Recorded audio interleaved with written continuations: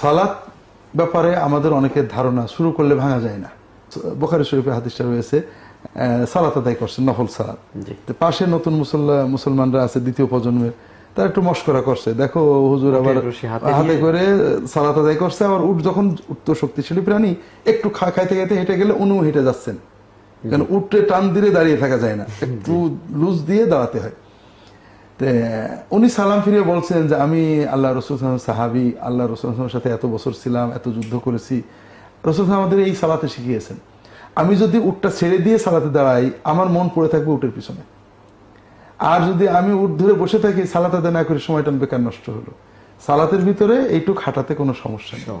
তো এই ক্ষেত্রেও বিষয়টা তাই, যদি কেউ সালাত অবশ্য অজ্ঞান নয়, যদি পাশে কেউ পানিতে ডুবে যায়, কোথাও আগুন ধরে যায়, সালাত ভেঙে দেবেন।